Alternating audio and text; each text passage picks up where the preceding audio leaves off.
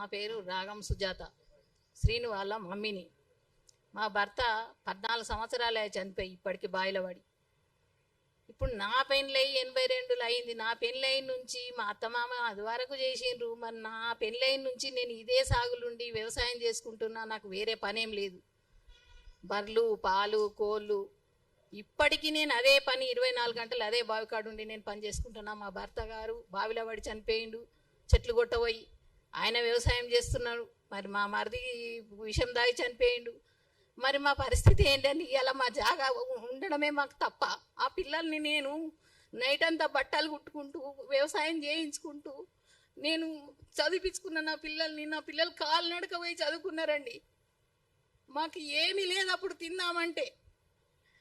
మా తాత రాసిచ్చిన ప్రకారమే ఉన్నాం, కానీ మేమేం దొంగతనంగా చేసుకోలే, దొంగ భూములు కొనలే, మేము ఎవరి దాంట్లో పంచాయతీలో పోలే, కొట్లాడలకు పోలే. మా ఇంట్లో మేము ఎట్లా బ్రతుకుతున్నామో గట్లే బ్రతుకుతున్నాం. మాకు ఊళ్ళో కూడా ఎలాంటి రిమార్క్ లేదు మాకు ఇంతవరకు.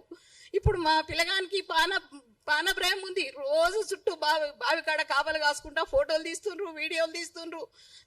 బీహార్ వాళ్ళను అదే ఊర్లో కిరాయి తీసుకొని బీహార్ వాళ్ళని నలుపున మనసులో పెట్టిండ్రు. ఈ పోలీసు వాళ్ళు కలెక్టర్ అమ్మ దగ్గరకు పోతే కలెక్టర్ నీదేం లేదంటది. సిపి మేడం దగ్గర పోతే నువ్వేం మాట్లాడద్దు, నీదేం లేదంటది. ఏం లేదు, మేము ఎన్ని రోజుల నుంచి ఈడు ఎందుకున్నాం మేడం, మరి ఇప్పుడు ఏం లేదంటున్నారు మీరు అని అంటే నువ్వేం మాట్లాడదు అని మాట్లాడనియదు నన్ను. ఇలా మా 2 మనుషులు చనిపోయినారు, మా పిల్లలు చిన్నోళ్ళు. ఇంతవరకు మాకు ఇల్లు కూడా లేదు. మమ్మల్ని ఇంత టార్చర్ పెడుతున్నారు. మేము కిరాయికుంటూ బతుకుతున్నాం. మేము అదే బావి కాడ మా భర్తను వేసుకొని అక్కడనే ఉన్నాం, అక్కడనే చేసినాం. సంవత్సరికం కూడా అక్కడనే చేసినాం. నెల రోజులు అదే ఉన్నాం. ఇప్పుడంటే ఇండ్లైనా అండి, అప్పుడు అడవి. అప్పుడు ఆ జాగాలను ఎవ్వరు కానలేదండి. ఇంతమంది టార్చర్ పెట్టుకుంటూ ఇప్పటికీ అదే. నేను ఆవుల పని చేస్తా, బర్రెల పని చేస్తా, వ్యవసాయం చేస్తా. ఇప్పుడు మా చుట్టుపక్కల ఎవరిని అడిగినా చెప్తారు. నేను చెప్పుకోవాల్సిన గొప్పతనం ఏం లేదు అక్కడ. 82 నుంచి చేస్తా అంటే ఇప్పటి వరకు లెక్కేయండి అండి. నాకు అంత లెక్కలు కూడా రావు. మరి అప్పటి నుంచి మరి నేను ఉన్నది తప్ప, జాగున్నది తప్ప, మా తప్ప.